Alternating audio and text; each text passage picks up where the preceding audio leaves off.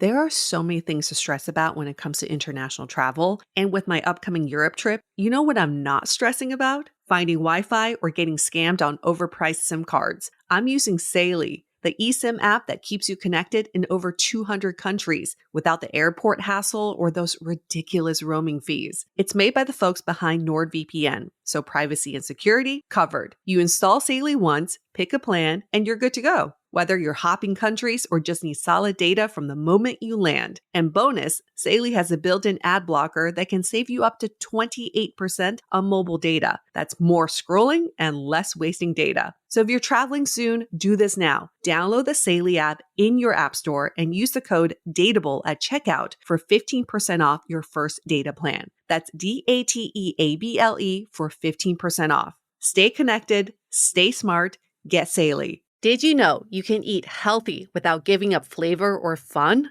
I didn't know that until I discovered Washington Red Raspberries. They're a clean, simple, and seriously delicious way to add more nutrition to your day. American grown by American farmers, picked at peak ripeness, and frozen within hours to lock in nutrients like fiber, antioxidants, and vitamin C. Washington Red Raspberries have no added sugar, just fruit, as nature intended. I love eating a handful as a snack throughout my day, and if I'm feeling fancy, I'll swirl some into yogurt or top off a salad. They're such a great summer treat. I won't gatekeep this anymore. Frozen Washington Red Raspberries are one of the best kept secrets in the freezer aisle, and make sure to look for Product of the U.S. on the bag. Want to discover new ways to use American frozen red raspberries and get more details on where you can grab a bag of these delicious berries? Go to redraz.org. That's redrazz.org. You'll find recipes, health tips, retail locations, and everything you need to make frozen Washington red raspberries a regular part of your routine. Hi, I'm Yue Xu. And I'm Julie Krafchick. We're active daters turned dating insiders. Here to dive into everything modern dating and relationships. Welcome to Dateable.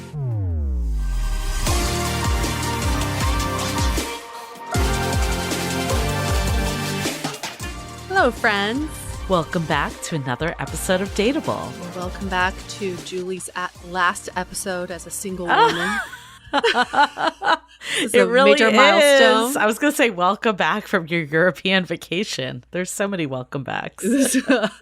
How does it feel? How does it feel? Still hasn't registered. So when this episode airs, we're doing it a week before. It'll be the week of the wedding.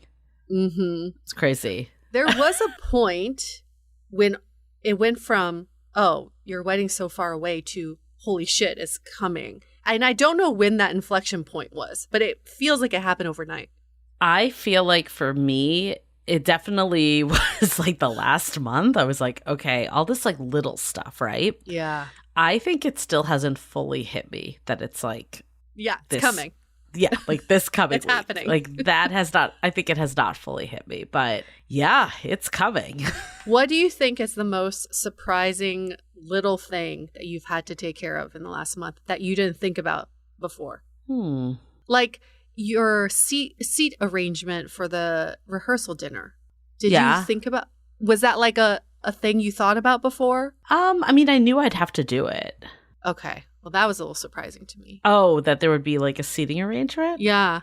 For your rehearsal dinner. Yeah. Any other little things you're surprised by? That I want to say on air? No. I think we just keep that. Just leave it at that, and we know. We're good. No, it's coming. I think maybe the surprise is how fast the last 8 months have flown by. I really don't think I could have done this for more than 8 months. No? Why? You don't want more time? No. I kind of wish I did it in like 6 months. Yeah? It's just better to just cram it all in, I think right? so. Yeah. For me, it is. I don't know. It's a lot of work, actually. And I feel maybe the biggest surprise is that I thought I was going to be that person that could just like do it chill and casual. And I wasn't able to do that. Every bride is like, no, I'm going to be totally cool and like relaxed about it. And then when you're actually doing it, it's a whole different story. I said it to my mom and she's like, yeah, you have not. It was a good intention. It was a good intention. Tried. But it's finally happening. It you is. Must be excited. Very excited. And you have friends and family already in town or getting ready. Yeah. So it's going to be a whole week celebration. It's going to go by fast. That's what everyone says, how quickly it goes by. Yeah. But I'm excited for like the things leading up to it too, and just being with your family and friends. I know. I'm like, please do not get sick. That's all I'm hoping for. Yes. Oh, yeah. I followed this girl on Instagram who had a stomach bug the night before her wedding. That's and horrible. She's like, I'm going to power through. I'm going to make it. That's my biggest fear. I'm just drinking like a lot of electrolytes. Yes. Don't be in crowds. No, I'm hibernating. Yeah. Hibernate. Yep. Take all your vitamins. Yeah. Good. Well, that'd be fun. And let's do a little recap of your vacation. Your big trip. Yes. Very good vacation. I think it was the perfect combination of everything I wanted. A little bit of soul searching, physical health and mental health. I went from Amsterdam to a beach town in Mallorca and then to Brussels, which is like a big city. So I feel like I had a nice combination of everything I want in one trip. So overall, definitely a big success. I'm happy for everything that happened, even though my bags are still in Amsterdam. Oh, shoot. They did not make it back? No, I had a really short connection from Brussels to Amsterdam. So my bag didn't I made it, but my bag didn't make it. That's okay. I'm tracking it on my tracker, and I just think about like how much fun my bag is having in Amsterdam right now. That's a good way to do it. But it will make its way back eventually. It will. Yes. But I guess the highlight of the whole trip, there were so many highlights, but I've always loved my Valley events, so that was really great in Amsterdam. But the tennis camp, and I won't bore anybody with the details, but feel free to DM me if you're ever interested in doing this tennis camp. I thought it was brilliantly done. But there was a group, like a couple in my group that just seemed different. And turns out he's like a big deal. He's like the owner of a big cosmetics company. Yeah, who was in our group. And he was so down to earth and so cool, but multi-billionaire, like came on his private jet. So that was probably the highlight of being in such close proximity to someone of that caliber, right? And that was really fun. Nice. So maybe share a little with people, because I'm curious too. I mean, we talked about it, but like you ended up doing this talk at Mind Valley, and it looked pretty legit for the videos. It like looks like you were doing a TED Talk. Yeah, I think about 150 people showed up, which is awesome. I think that's the most I've ever spoken to as a crowd. And it was the perfect audience for something like this. I spoke about conscious pre-coupling plus like this idea of trial relationships and having a love prenup. So kind of like talking about the ending of your relationship before you even start the relationship, just to normalize that things end, and also doing this like 30-day trial and then taking your relationship into 90-day sprints. And I didn't know if people really understand the concept of sprints, but at Mind Valley, it's just such a unique combination of people who work in tech and then people who are also soul searching. And sometimes you get a combination of both. So when I was talking about sprints, all these people started cracking up. They're like, yeah, I do sprints at work. Like, I had no idea this is something that was even in your arsenal. So that was really fun. And a lot of people resonated with that. So at the end of my talk, I had offered to have dinner with 3 people, for the first 3 people to DM me on Instagram. And so I was thinking like it's going to be a nice, small, intimate dinner. That's the thing with Mind Valley is like, it's nice to make these connections, but you want it in an intimate setting. And I ended up getting 50 requests. Wow. So we 50 out of 150. That's a pretty good ratio. Good. And I was like, I don't even know like who came in first. So we expand the group to 8, and I couldn't have curated a better group because it was like really balanced ratio, balance of people from all over the world going through different stages of their relationships. And we were learning so much from each other. It was really fun. And one woman was already doing like a trial relationship with a new partner. So she was like, I'm totally doing this, but in a non-formal way. Yeah, it was a really good conversation. Very cool. And what was it that you like? Because you were already going to the conference and then they had like a call out for speakers. Yeah. So they have Mind Valley authors, they call them. And these are people who have courses on Mind Valley. And then for these events, they have a call for tribe speakers. Okay. This is what makes it even more of a cult. Like who calls their company a tribe. So the cult speakers.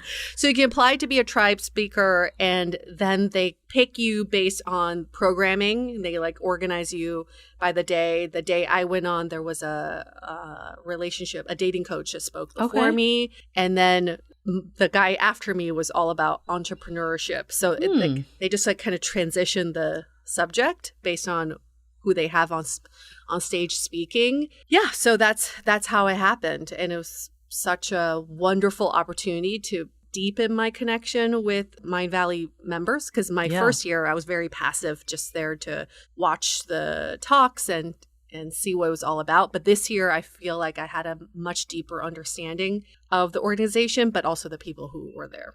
Very cool. Yeah. Nice. And speaking of incredible speakers, I'll transition.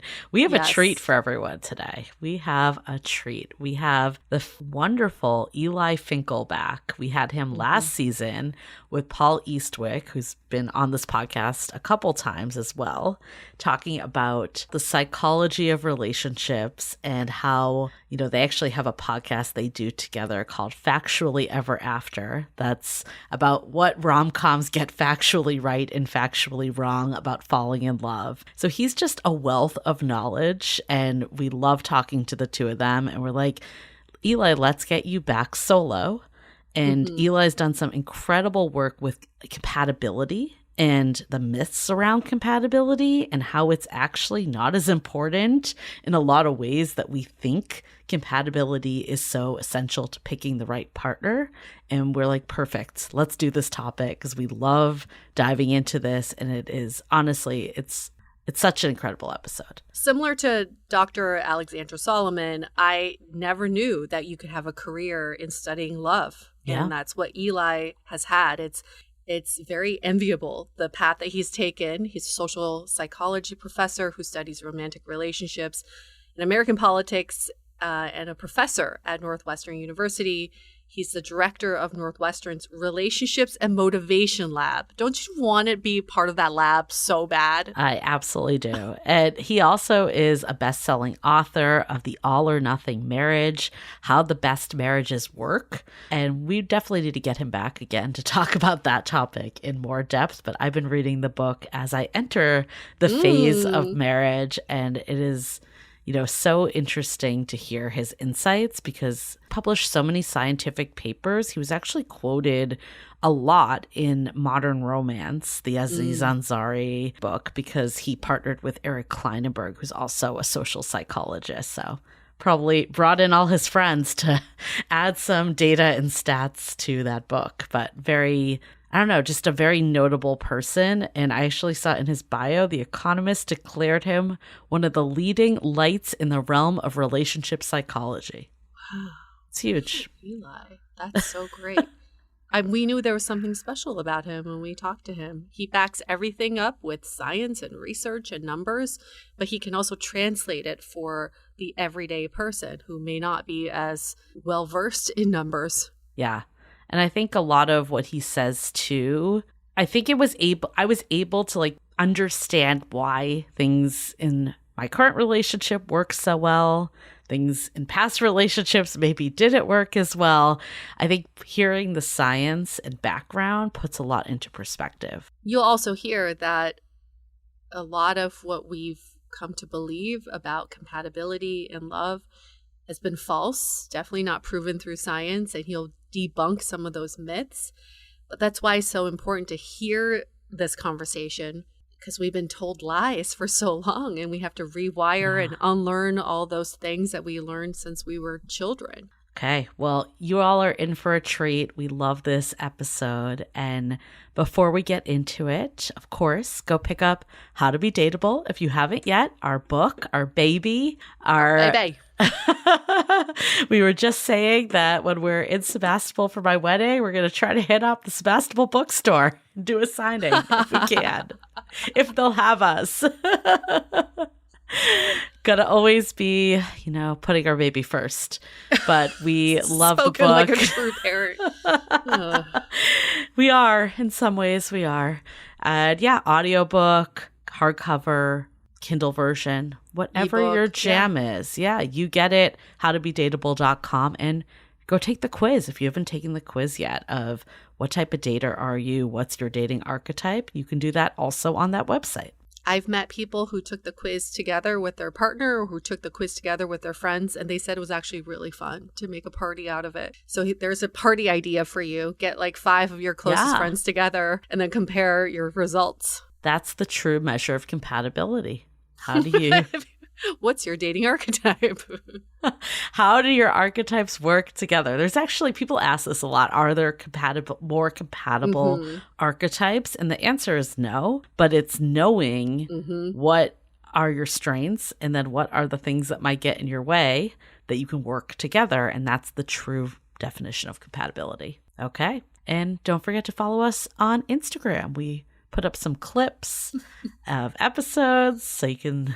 I don't know. It's just, it's another dimension of Dateable. So make sure you're following us if you aren't yet at Dateable Podcast. Okay. Well, before we get into it with Eli, let's hear a message from our sponsors. As summer winds down, I'm all about refreshing my wardrobe with staple pieces for the season ahead. And Quince nails it with luxe essentials that feel effortless and look polished, perfect for layering and mixing. Their styles are so versatile, I find myself reaching for them time and time again. Think chic cashmere and cotton sweaters starting at just $40, washable silk tops, which I have many of, and classic denim pants. And the best part, everything with Quince is half the cost of similar brands, and they only work with factories that use safe, ethical, and responsible manufacturing practices and premium fabrics and finishes. My current most favorite piece from Quince right now is a button-down linen shirt. I have the matching pants to go with it. Such a great transitional piece, perfect for summer nights right now, and then well into the fall. Elevate your fall wardrobe essentials with Quince. Go to quince.com/dateable for free shipping on your order and 365-day returns. That's QUINCE.com/dateable to get free shipping and 365-day returns. Quince.com/DATEABLE. You know what doesn't belong in your epic summer plans? Getting burned by your old wireless bill. With Mint Mobile, you can get the coverage and speed you're used to, but for way less money. And for a limited time, Mint Mobile is offering 3 months of unlimited premium wireless service for $15 a month. All plans come with high-speed data and unlimited talk and text delivered on the nation's largest 5G network. You can use your own phone with any Mint Mobile plan and bring your phone number over with all your existing contacts or get an entirely new number. This is what I would totally do if I was dating on the apps right now. This year, skip breaking a sweat and breaking the bank. Get this new customer offer in your 3-month unlimited wireless plan for just $15 a month at mintmobile.com/dateable. That's mintmobile.com/dateable. Upfront payment of $45 required, equivalent to $15 a month. Limited time new customer offer for first 3 months only. Speeds may slow above 35 gigabytes on unlimited plan. Taxes and fees extra. See Mint Mobile for details. Okay, let's get into it with Eli Finkel.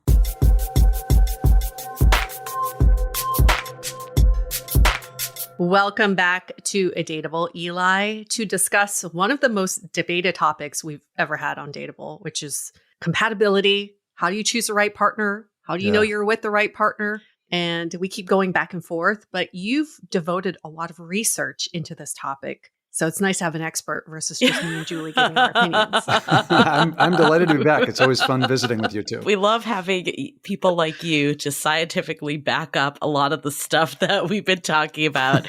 And I think like one piece that I found really interesting that you've quoted before is that like initial compatibility, like shared interests or having similar personalities isn't actually as strong of predictor of long-term relationship satisfaction as we may think. Why is this the case? Yeah. And look, I was surprised by this. I mean, if you'd asked me 20 years ago, how important is it to be with somebody who has similar hobbies as you or similar personalities or compatible personalities, and even things like values, these effects are much smaller than I would have anticipated. So how could it be that people have such strong instincts that similarity is crucial, and yet the evidence is so weak? And I think the most foundational reason for that is that perceived similarity is a huge effect. Like if you're trying to predict how much I like a girl I went on a date with, and you ask me, like, how much did the two of you have in common? That will be a huge predictor of how much I'm into her. But that is not an objective measure of compatibility. And what we've learned, I mean, really over the last 20 years, we've incrementally put the pieces together on this, is when we meet somebody, we go through some sort of conversational process. We, explore this terrain of the conversational space and that terrain of the conversational space. We touch on these various topics. And especially insofar as there's some sort of spark, we lean really heavily into that tiny fraction of the conversational space where we're laughing together, we're having a good time. And so afterward, we have some feeling about whether we're compatible with someone, but we base it on a very specific subset of the possible space. So it feels like we have a lot of similarity, but we could have focused on the other 98% of the space, and maybe we weren't similar there at all. We just focused on a very small subset and drew conclusions. And can we take that a step further? Is it because when people have this perceived similarities with someone, they become lazier in getting to know them? And kind of where I'm going with this is that I read that when you speak a second language, you actually exercise more of your empathy muscles when you speak in that language because you're more careful about the words that you choose. But when you speak your native language, you default to what you normally speak in. So there's less empathy. And I do wonder if you just assume someone's so similar to you, you exercise less of those muscles of getting to know them as a newer person, and you can default some of these perceptions. Boy, that is an interesting idea. I don't know that we can speak to it based on the evidence, but let me comment on a related idea. This idea of like, how much effort are you putting into not only making the connection, but really like making an impression of someone? And the truth is that when we have a confident assessment of the person, regardless of whether it's positive or negative, we kind of turn off our assessment instruments. And this is actually a pretty important thing that we do when we're developing trust in a significant other or in a friend or in a coworker or whatever. One of the ways that you can think about trust is as a matter of faith, as a matter of I'm no longer monitoring, I'm no longer keeping track, I'm no longer paying attention to what you're out doing. I just know as a matter of faith that you're out there doing good stuff for me. And that is a version of this idea of like turning off the effort that is probably beneficial most of the time. You're no longer having to do this careful calculus because you know the person's out there doing good stuff. Now, one other thing I should mention in this space is when we're first meeting people, we draw impressions really fast. Those impressions matter regardless of whether they're accurate. That is, if in those opening moments, I traversed down this part of the conversational terrain and you were like, oh yeah, I saw that movie, that was so funny. And I say, I know, don't you love the scene where we something, then what we'll do is we'll interpret the rest of the interaction from this really positive, rosy glow perspective and incorporate all the new information into this positive or perhaps into this not so positive earlier impression. They're like, I don't ever want to have a relationship. You're like, that sounds amazing. Thank you. but we both love this movie. We must be meant to be. I mean, your listeners have been there. They've been on a date, and within the first 3 minutes, they're like, okay, like how long until I can say, oh boy, would you look at the time? And at that point, they're mostly not forming new impressions. They're not engaging in any sort of careful assessment anymore. They know that this one isn't going to work, or they're very excited that it is going to work. And then they interpret the rest of the interaction in accord with those early impressions. So I remember I had a friend that was like really excited about this guy that she met. And she's like, he went to the same type of boarding school as me. He grew up on the East Coast. I don't know what other surface level type similarity they had. It was like this whole list of things. And I'm like, you've only known this guy for like 10 minutes, right? You met out at like a bar. Like, how do you know this person? Why do you think like our mind jumps there? Is it just like easier to like find those things because they're more tangible? Like whether like instead of like, are they a good person or are they reliable? Like what's kind of the reason we go there?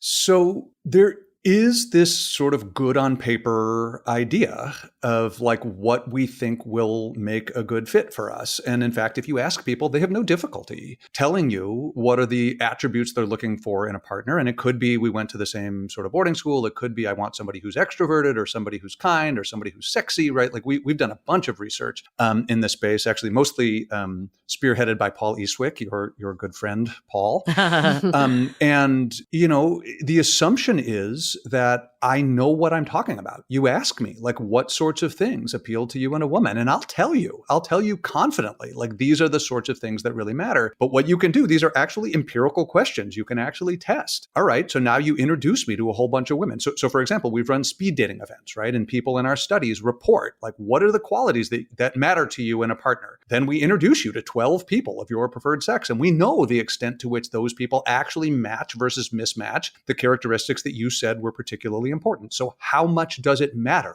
that the man I introduced you to happens to align versus misalign with the characteristics that you said were really important to you? It matters very little. Like it's more than zero. Having somebody match your preferences is better than like literally nothing, but it is a very small amount of what's going to make you feel a sense of connection together and what's going to make your relationship successful. And maybe that's the follow-up. Like clearly, like you can't have zero, right? Like you can't have no chemistry at all or no attraction or nothing in common, but we don't need a lot. Like what's kind of that line of like the tipping point of what matters? Oh, so those are, when you sort of summarize that, I see two different things in what you were saying. Okay. So you said in the front end, like no attraction. And then you said something like, you know, compatibility on paper.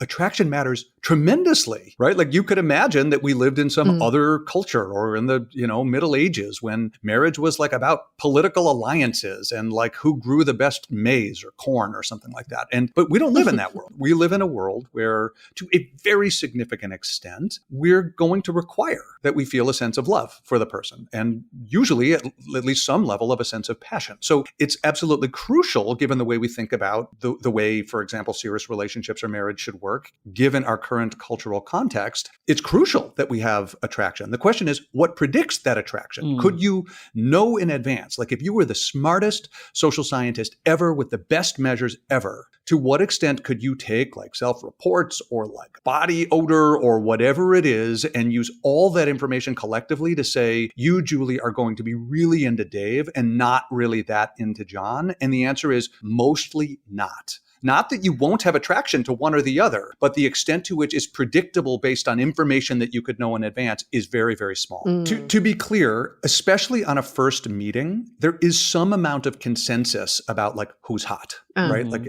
I mean, your audience knows this, right? They know that like some people are hotter than other people. Now, that doesn't mean there's like total consensus. Some people are like, no, I think he's really good looking. And your friend says, no, I don't think he's that good looking. That's obviously real too. But on a first meeting, there's some amount of consensus about who's physically attractive. But remember, that's not really the problem that we're trying to solve. And it's certainly not the problem that, you know, online dating services are trying to solve is like finding the hot guy, right? What they're trying to say is like, who's compatible with you, Julie, more than with you, Yue? And that's the thing that's really hard to predict in advance, the compatibility, some aspect of the two of us together, independent of who you are and who I am. And I think in principle, it is mostly unknowable because most of attraction, beyond the fact that some people are hot and you like interacting with them in the first few minutes, most of attraction is due to something that emerges as we start chatting and interacting with each other. So if I'm hearing this right, attraction feeds into compatibility, but it doesn't determine compatibility. It does not determine it, but I think, the way I think about attraction is it is an early indicator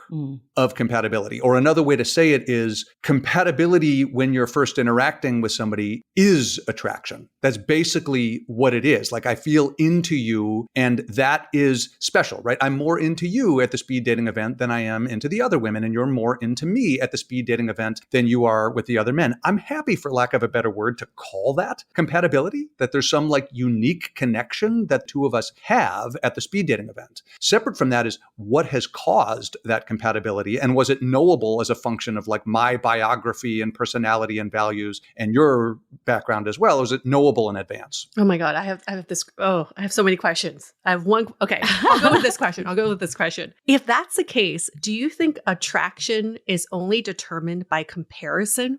Like, could I be attracted to someone in silo and there are no other viable partners for me? Or it is really in comparison to the other people I have as potential? Boy, this is another thought-provoking question. So maybe an odd way to start answering this one is, I think we could be attracted to most people. And here I think you have to do like the desert island experiment, right? Yeah. So like if she were or he were the only person there. Well, like the Bachelor. The Bachelor, right? Yeah. Now those people are pre-selected to be physically good looking and so forth. Right. But if you sort of took a random draw from the population, and let's imagine these were, a heterosexual man and a heterosexual woman, but just like a random draw from the population, they speak the same language, let's imagine, how plausible is it that they could, fall for each other? And here I mean, feel some level of sexual desire for each other, some level of romantic connection for each other? Highly likely. Like I bet most of us could find a way to be like, yeah, you know what? I'm kind of into her. So in that sense, I suppose you could say it's comparative in that sense. Like if it's the only person around, you sort of make do. And remember, this like desert island example is crazy in one sense, but you don't have to go that far into the past before you get to the time when most people married somebody like on their block, right? So, go back 100 or 200 years and it was just standard to marry one of the, 5 or 10 people who happened to be nearby. That was just a totally standard way this stuff happened. Now, what about this inherent comparison stuff in the age of the apps, in the age of urban living and romantic ideologies? I don't know what to say. Yes, I do think that we're in some calculating process of trying to figure out like who's appealing for us. I'm more into this guy than I am into that guy. I think those things happen. One thing that makes me really happy, that human psychology fixes this problem for most of us most of the time, because when we're in love with a partner, when we're highly committed to a partner, we're not looking. Right? I don't want to be Pollyannish. I'm aware that affairs happen. I'm aware that people who are happy can be seduced. I'm aware of all of those things. But if somebody is in a happy relationship, the fact that she could open Tinder and there's like thousands of guys there is irrelevant. Not because those guys don't exist, but because when she's happy, she's not looking. So maybe this is a good time to define compatibility, because I think what I'm hearing is like short-term compatibility is one thing. Like we have chemistry, we connect on the superficial likeness, and then there's long-term compatibility of what sets us up for a relationship that could last for years and years, and marriage or even life partner, whatever it may be. And is the word even compatibility for that? Like how do you define those two? Yes, you are exactly right. I think of compatibility as what makes two people more into each other. So early on, that could be like craving a kiss. And later on, it could be like happily married or whatever. Above and beyond how happy I am with a given partner, above and beyond how happy I would be with like some other partner, and above and beyond how happy she would be with some other partner. So I think of compatibility as some unique specialness that makes us connect with each other above and beyond just like the way we would connect with some, random draw from the population or the second best option or something like that. I think the way lots of people talk about compatibility, and this might be the standard definition, and it might be what you guys are using, is what we sometimes talk about in terms of like gears or puzzle pieces that like fit or don't fit. So you are a gear of a certain size, and like the teeth on the edges of the gears are like a certain width and they're apart. Sharp. And they are sharp and they are fierce, and you do not want to get cut. So you are looking for somebody who is also like the right size gear. And so that when you like start rotating, he sort of rotates right into those grooves and doesn't get cut by your sharp gears. And that's one way of thinking about compatibility. In the work that Paul Eastwick and I have done in this space, and other people too, we've become skeptical that that's what compatibility is, or at least that that's how it works if you're trying to predict relationship happiness.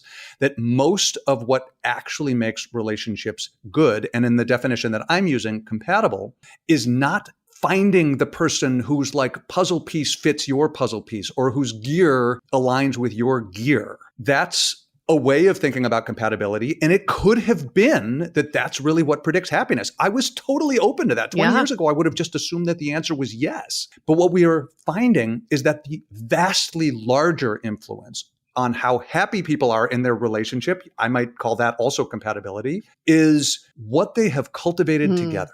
That is the extent to which we have really chosen to like lean into those parts of the possible compatibilities that make us happiest, and the parts where we have the best strengths and where we fight the least. And we've down-regulated or downgraded the centrality of things that we might have thought were important to us, but that we always fight about. We've just decided like, okay, we're not good at that. And we're going to stop fighting about those things. And we're going to lean in on these other things, like calling each other like cute pet names and having in-jokes and like looking across the party at each other and knowing like, oh, you want to leave, or, oh, you just picked up a good piece of gossip. Those aren't things that are knowable. Those aren't things that you just look at the gears on the shelf and like pick 2 gears that fit. No, it's a process of getting acquainted and leaning into our strengths and leaning away from our limitations and working to become compatible over time. That's the way I think about compatibility. So it sounds like there are really 2 phases of compatibility. You can have immediate compatibility with someone, just given your gears fit, but that's not something you work towards. It's just luck. And then there is efforted compatibility that is created and developed over time. And that's a compatibility we should put more weight on. Yes, but even that early stuff is not as much about gears. It's just like we've looked. So, for example, the similarity stuff. So when I say to you or say on the air here that similarity is just not that big, and people are like, well, what the hell are you talking about? Like, of course it is.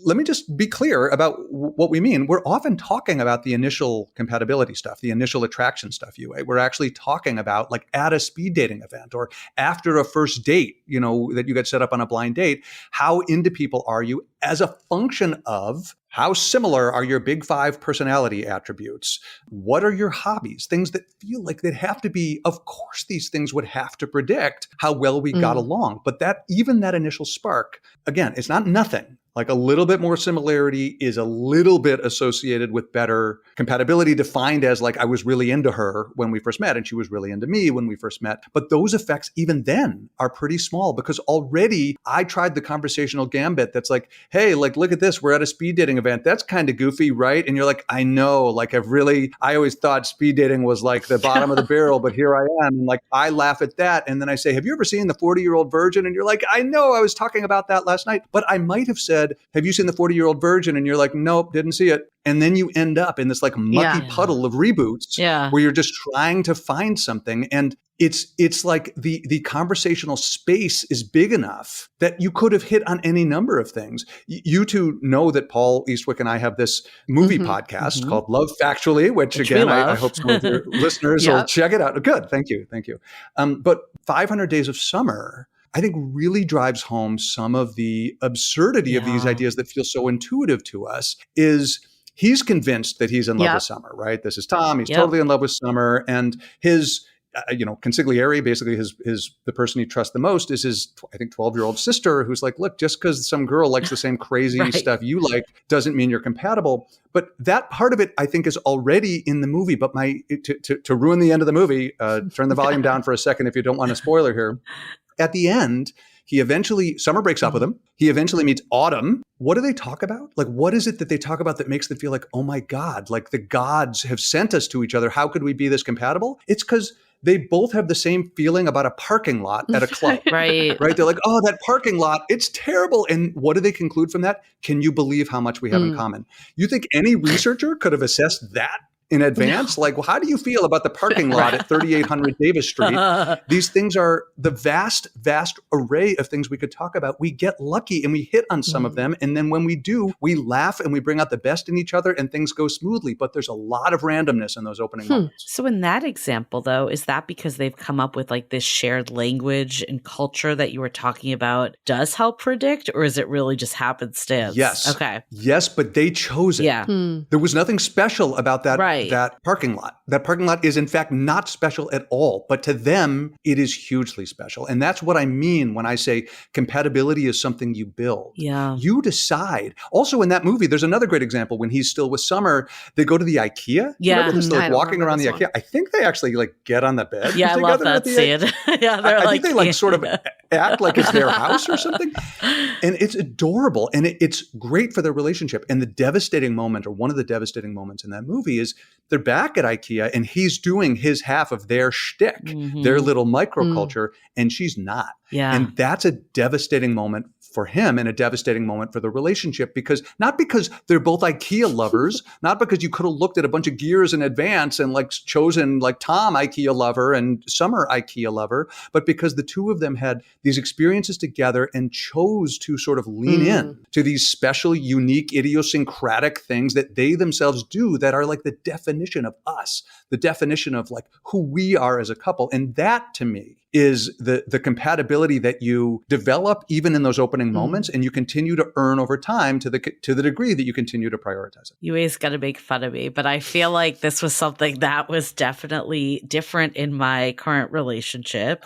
Was even from the early stages, like we had like these like, I don't know, stickers that we sent to each other. Like they were so digital cheesy. Stickers. Digital. Yes. Yeah. Like through well, text. I assume she wasn't sending them I through wasn't UPS. like throwing them in the mail. And that would be awesome, though. I would get that would be a microculture. I would want stickers in the mail. Yes.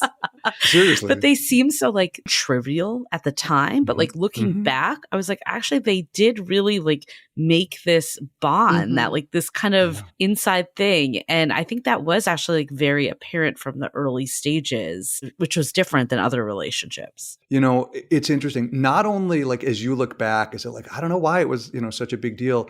Sometimes these things are like incomprehensible from the outside. Yeah. I remember with my wife, maybe like 10 or 15 years ago, we had my stepsister and stepbrother-in-law over, and we adore them. They were over at our house, and Allison, my wife, did something, and I said something, "Oh, you fucked up." And he was like, his jaw dropped a little bit. He was like, "Oh my God, like, why would you sort of be so disrespectful?" And she had to say, like, no, that's not what this is. He doesn't mean it at all like that. This is how we talk to each other. It could not possibly be more affectionate than like, you fucked up. But it is inexplicable from the outside. But if I stopped saying it, or my wife stopped saying it to me, it would be a bad sign for the relationship. Yeah, we have like catchphrases too. That's so funny. I mean, I guess this is like the part that I know you've done a ton of research on, like online dating and dating apps, and how like this stuff doesn't really come through there. And that's why we're like focused on the similarities and the surface level interests and like the stuff that maybe isn't this. But like, how do you actually vet for this in the world that we're in today?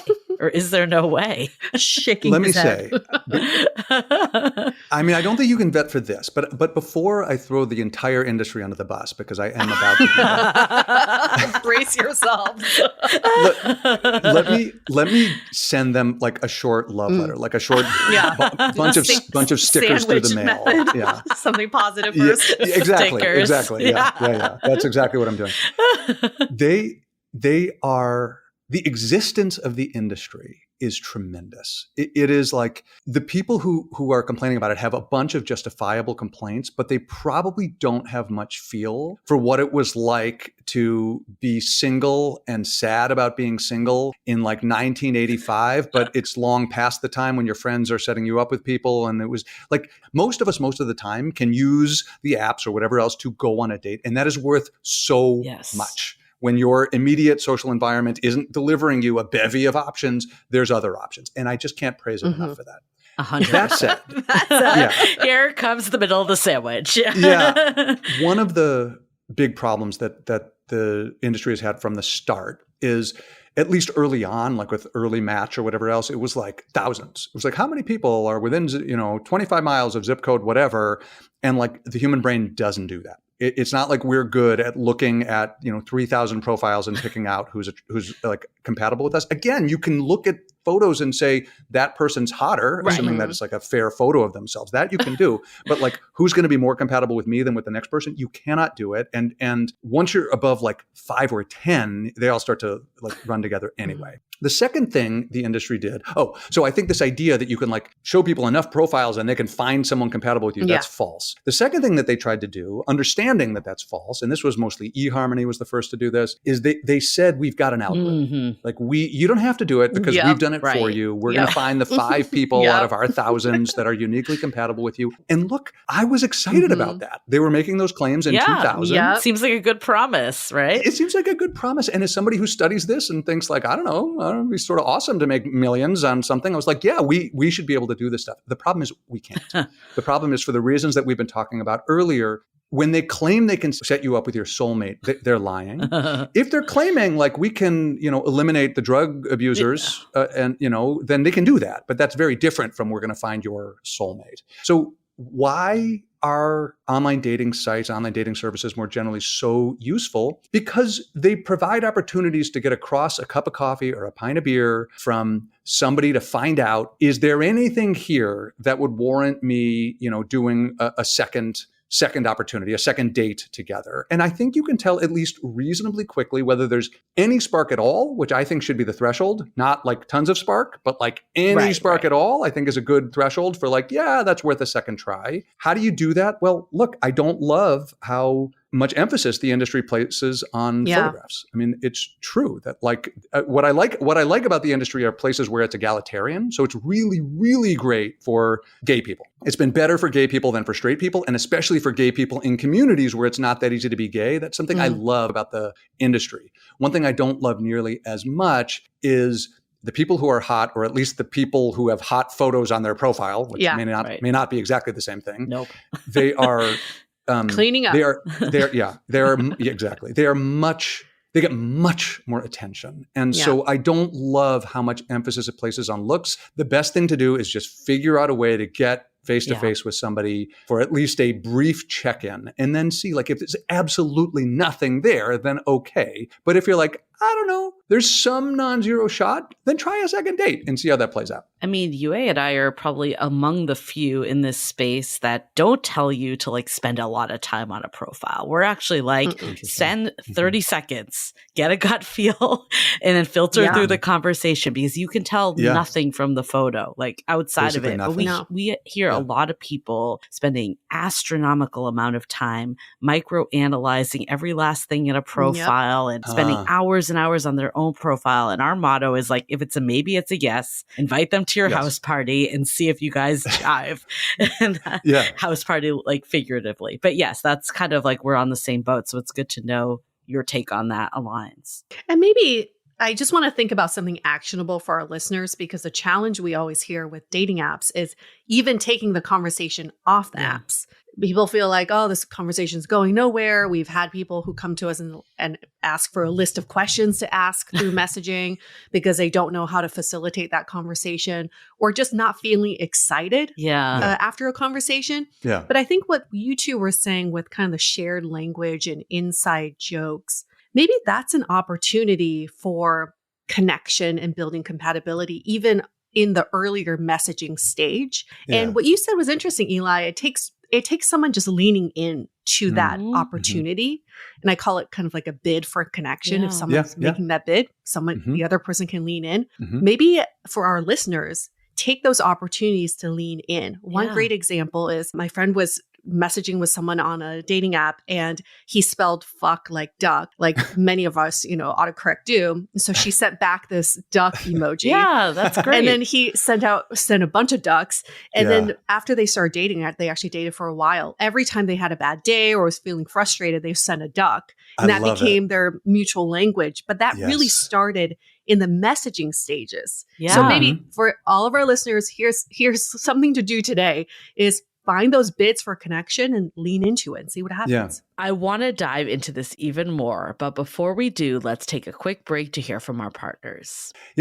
This thing of like, how do we make dates better? I think there's like two answers here.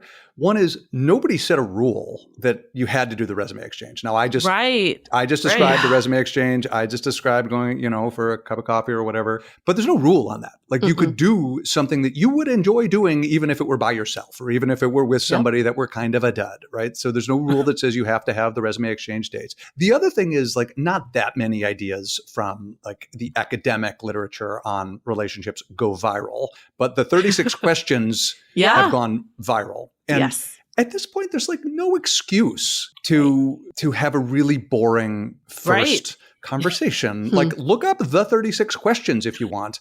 It's funny. Paul was in. I might have told you guys the story.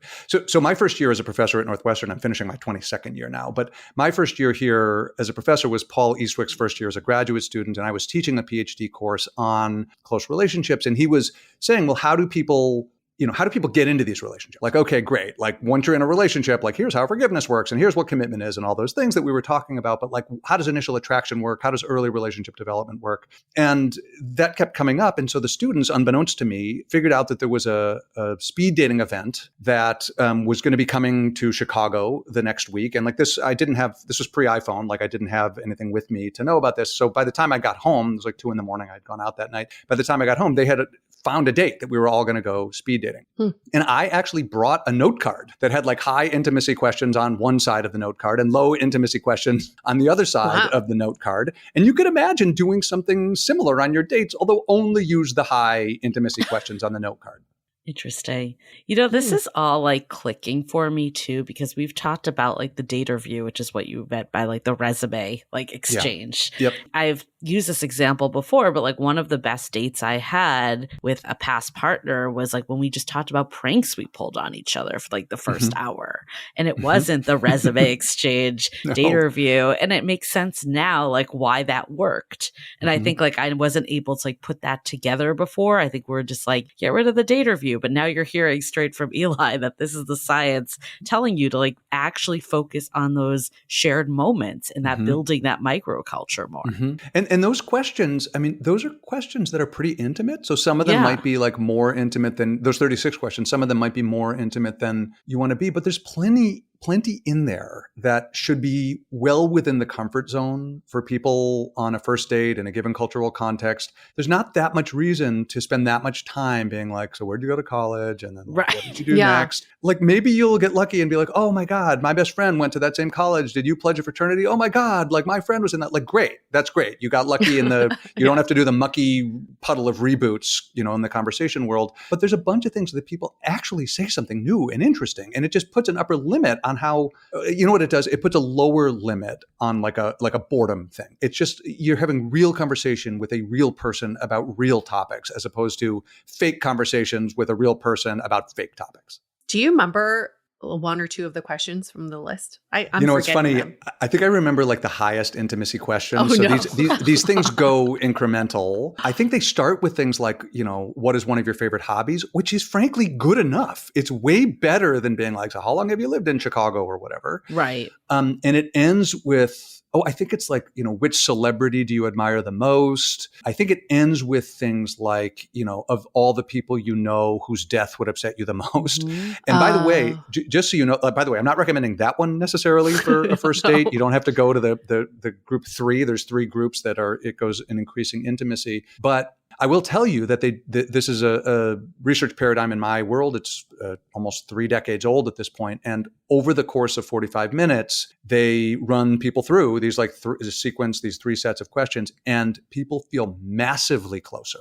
Like massively, massively closer. Now, that's a really cool research tool for us, because if you want to run experimental studies where some people are randomly assigned to the high closeness condition and some people are randomly assigned to the low closeness condition, we have tools for doing that.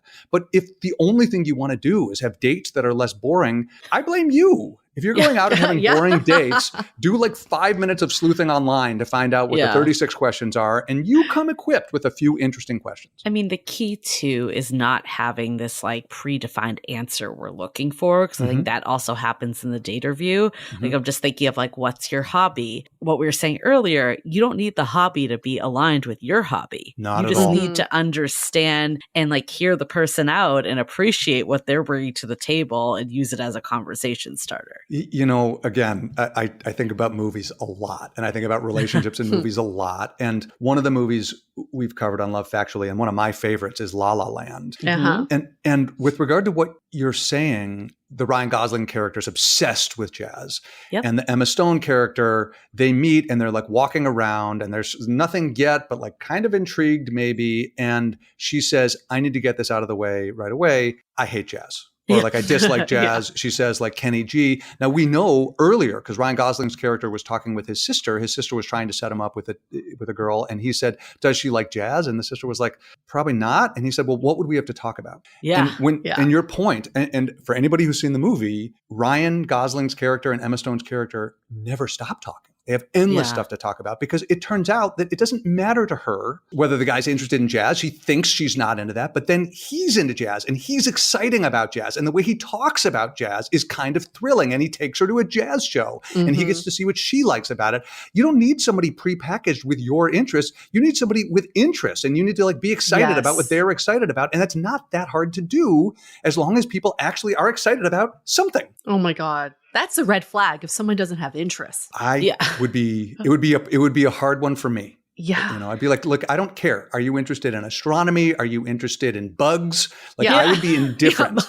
It has to be something. Stickers, whatever. Stickers. Yeah. So I did have one person once that I like talked to on like a video call that basically like said that he didn't think it was worth meeting up because I wasn't into sci-fi enough. Yeah. Like what?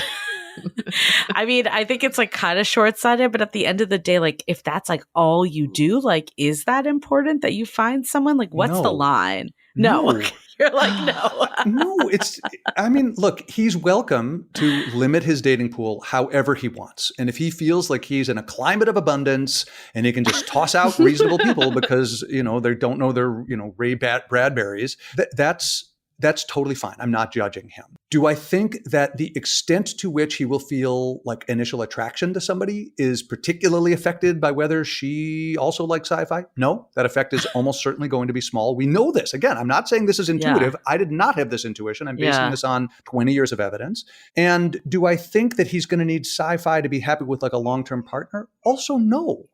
Right? This idea that it has to be your romantic partner that you share your primary hobby with. No, nobody ever decided that. And I would ask him, if he wanted advice from me, I would ask him, why do you think it's so important that your romantic partner, your primary romantic partner, whatever he's seeking, also be a sci-fi person? Like, couldn't it be totally reasonable that she's interested in other stuff and you guys end up going to plays?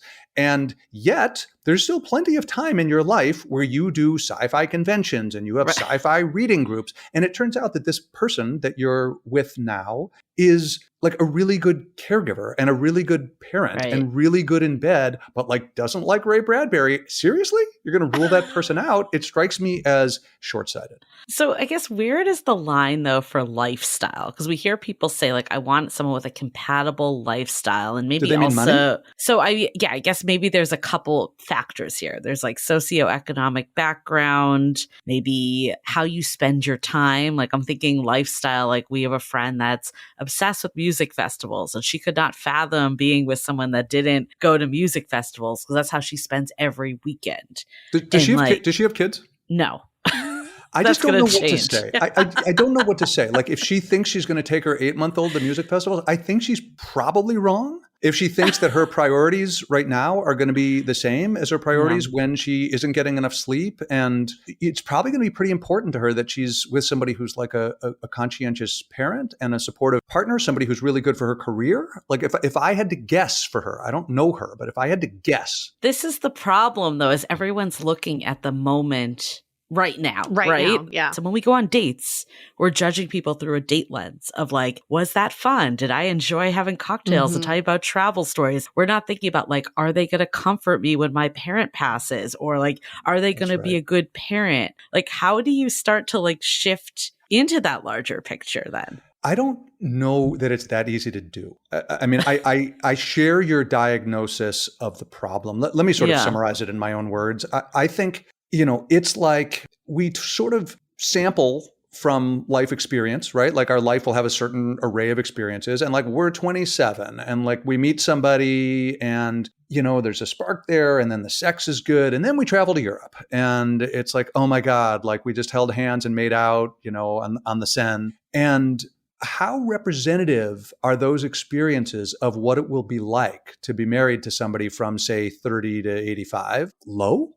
probably not very representative. And for me, I don't think it's an easy fix because first of all, I don't know how easy it is to simulate what's it going to be like when we have a kid and they have a learning disability. Like you're probably going to have some of those things in your future. And I don't think they're easy to simulate. Maybe, there's some trial things you can try like a puppy or like traveling, but not in, fancy hotels, like really going through some stressful things together. You can get a sense of how people cope with very stressful circumstances. But I'm married and I study marriage and I like marriage. I'm not saying everybody has to do it or anything like that. But if you ask me about the marriage decision, I mostly would call it a leap of faith. Yeah. I don't think you can really know. And for me, that's both scary and beautiful. Yeah. You just decide.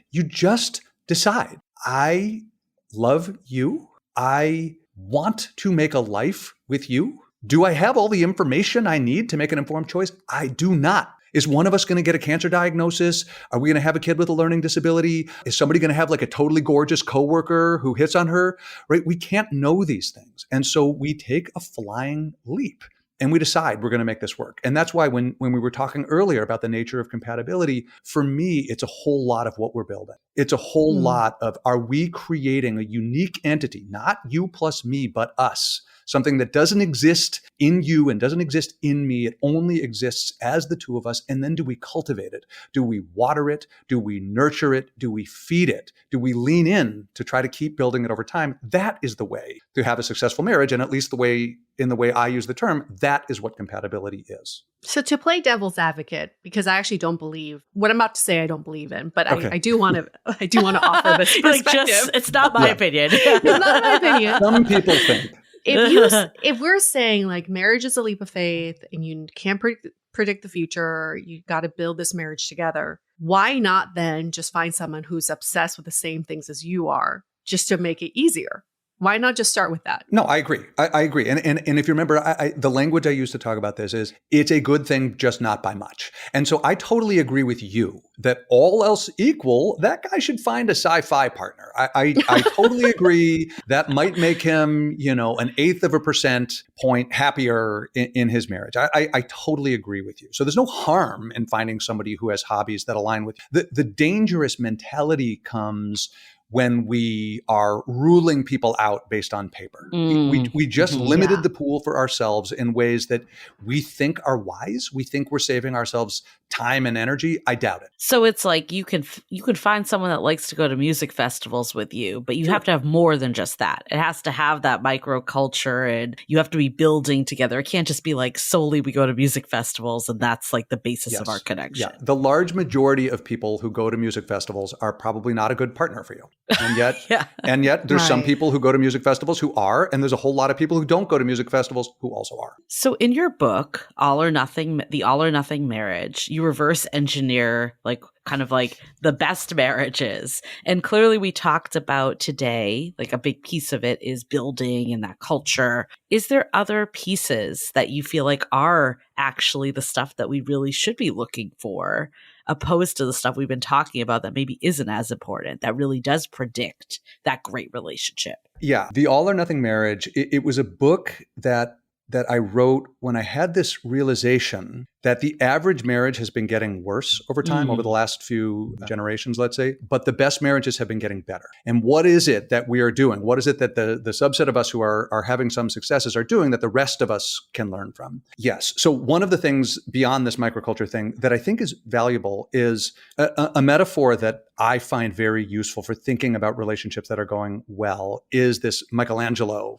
metaphor that I think both of you are familiar with, that Michelangelo, when he was asked about sculpting, like what is the sculpting process? He didn't say, well, I'm creating this art. He said he was revealing it, right? The statue, the sculpture is inside. Michelangelo's David is inside some block of marble. And all he has to do is like buff and chisel and polish. And then you have David and that's it. Now, look, in some sense, that's true. It's also profoundly modest of probably the greatest sculptor ever to say about his art. But you could think about this also from the perspective of humans, right? So as a metaphor, of course, is not literal, but the idea is that all of us have our like actual self, the like unpolished marble, the unchiseled, unbuffed marble. But we have within us the version that we aspire to be, the more patient version, the funnier version, the kinder version, the more successful version.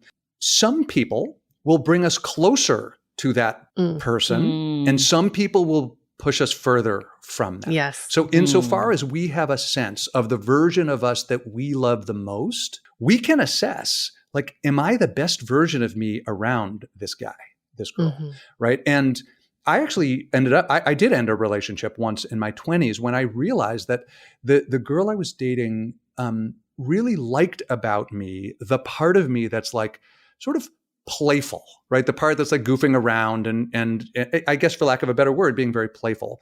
I like that part of me too. She liked something nice about me that I also like, but I cared. I was just like trying to be an academic, and I I'd gotten my PhD, and I was on the way to being a serious scholar, and I wanted to be liked for that.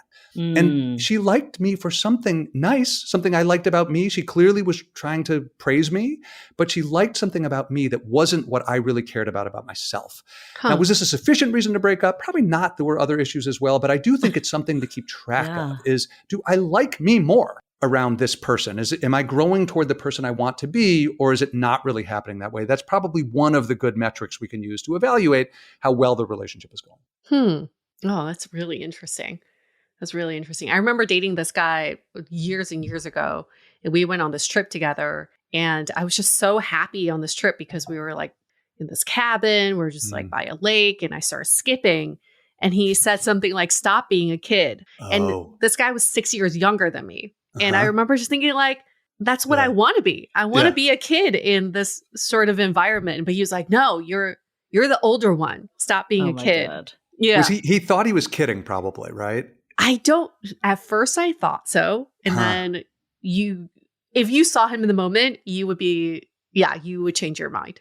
Yeah. I mean, that sends a second red flag for me too. First of all, it's like you were loving your little euphoria, and for him to stomp on it is no fun. But there's a second one too, which is, it sounds like a controlling thing to say. Oh, he was very controlling. Yeah. Yes. That would be a red flag for me. Yeah. So, okay, clearly as you keep going in the relationship, you can see this. But early stages, I mean, obviously you can see how what side they bring out of you on even a first date, but how do you start to scope this stuff early on? Well, I think it probably manifests early on in feeling funny, is my guess. Feeling heard, feeling intelligent, feeling funny. Like, these are things that we feel to some greater or lesser extent on various first interactions, various first dates. And so those are things that, we also, not only do we want to like the other person, we would like to like us with the other person. And I think we can get an early sense of that. Again, I don't want to overstate how much assessment we should be doing in those opening moments, because I'm pretty enthusiastic about people giving a second date as a general default, only avoiding it when things were just really not at all there. So yeah, I think this conversation has been so incredible. There's so many takeaways. I mean, I think one piece is that we do need to give things more time, because time does reveal, we talk about this in our book, actually, with this expectation of love on demand, that it's going to happen immediately. And what I'm hearing from you, Eli, is that the stuff that happens immediately isn't always the right predictors. So we do need the time to actually see what can be built. And I love this concept of give that second date or a third date or fourth date, chase that curiosity until you're like, no, this is a no. I think this piece around the building the microculture, this is what we need to do more of. And that's what's lacking today, because dating has become so transactional to ask the right questions, to find the right partner, and to sniff out all the red flags ahead of time and find all the deal breakers. And we're not saying put yourself in bad situations, but when we're so, when we're so conscientious though about this stuff, it loses just the organic connection. When you go out with friends, you're not like, oh my God, is this red flag happening? Are they going to be this narcissist and terrible person? You're, enjoying the company and seeing what evolves. So I think bringing more of that energy is now scientifically backed up, not just you and I saying this. So that makes me happy to hear that from this conversation. Yeah, I feel so validated. Thank you, Eli. If anything, I'm delighted. Great therapy session for both of us. I feel so validated. I think in the similar vein, Julie, I feel the same way as a takeaway. In dating right now, we see each other as you are here to entertain me and impress me. Dance, monkey, dance. And if I don't like your dance, I'm going to find the next monkey. But what we're talking about here is building, even if the relationship or the date doesn't last past the first date, how do we still lean in to these conversations to build some sort of connection and maybe compatibility. So dance, monkey dance. Great. I'm going to now bring out a keyboard, and then you start singing. And now we're going to make this into a whole production that's even better than it was before. And it was something we never even imagined from the beginning. So if we can all start just leaning in a little bit more, and at the end of your dates, if you're still feeling like, oh, there wasn't much, you have to ask, did I try my best in leaning in to these connections? And if you did, then you have your answer. But if you really didn't, we have to take accountability for that. Yeah. I love to putting this gut check of like, how did I feel around this person? Was I showing the best self of me, or the type of person I want to be, the person that comes alive with friends and trusted people? Like, was that coming out on a date? That's so much more important than the resume that this person might have. Thank you, Eli, for another wonderful discussion. A lot of thought-provoking thoughts in there. So I know Thank you so much for having me. If people want to find out more about you and your work, where can they go? They could go to elifinkel.com, or they could check out the podcast at lovefactuallypod.com, where we talk about these ideas as they relate to popular romance movies. Love it. Super. Thanks again. We're going to wrap up this episode. Stay dateable.